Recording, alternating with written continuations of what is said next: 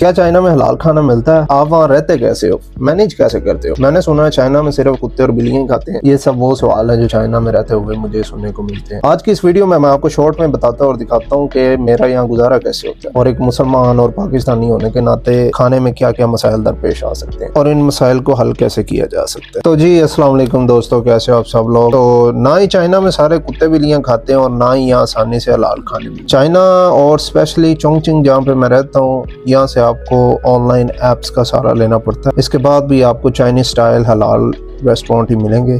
सिर्फ कुछ बड़े शहरों में पाकिस्तानी रेस्टोरेंट मिलेंगे जैसा कि ग्वांगजो और शेंजन और या शंघाई वगैरह हो गया। इसके अलावा पूरे चाइना में कहीं भी आपको जो है ना पाकिस्तानी खाने आसानी से नहीं मिलेंगे। चोंगचिंग में और चोंगचिंग की तरह और दूसरे सिटीज़ में जो खाने पीने की चीज़ें हैं, मुस्लिम्स के लिए हम उन्हें 3 कैटेगरीज में डिवाइड कर लेते हैं।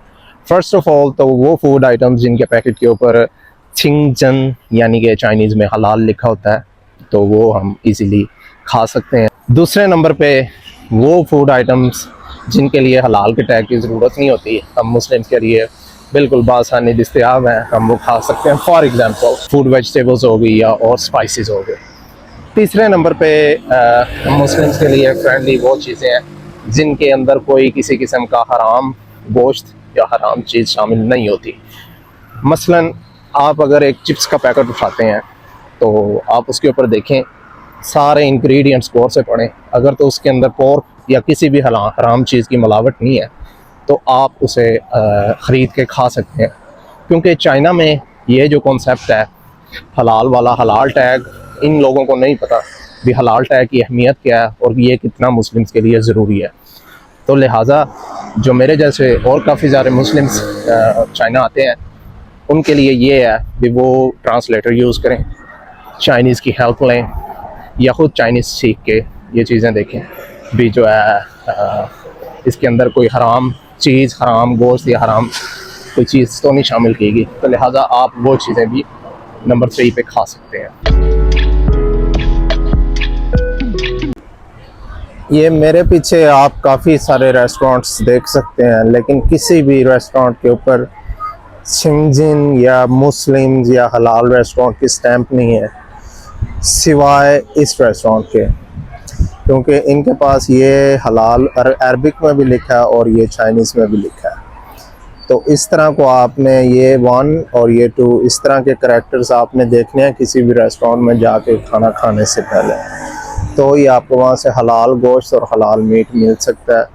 और जो भी इनके इंग्रेडिएंट्स है टोटल हलाल है, किसी किस्म की हराम की कोई इसमें गुंजाइश नहीं बचती। पकाने वाले भी मुस्लिम्स हैं और जो है खाना भी जो है इनका मुस्लिम फ्रेंडली है। KFC, पिज़्ज़ा हट या किसी के ऊपर भी शिनजेंग या हलाल का टैग नहीं होता।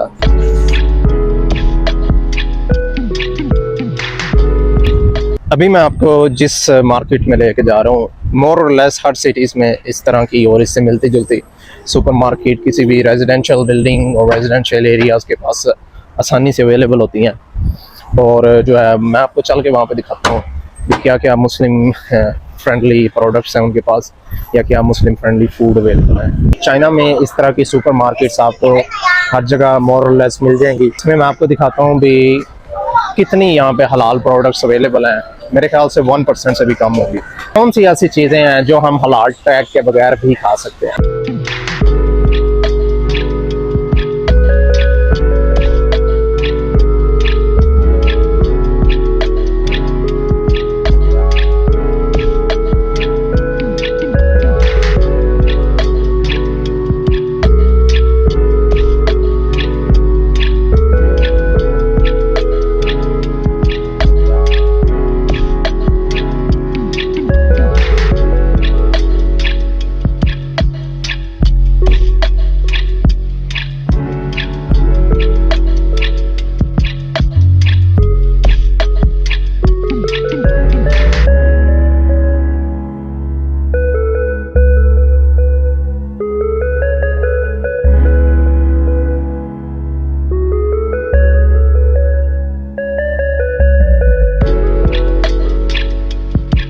और ऐसी चीज़ें जो हम मुस्लिम्स बिल्कुल भी नहीं खा सकते।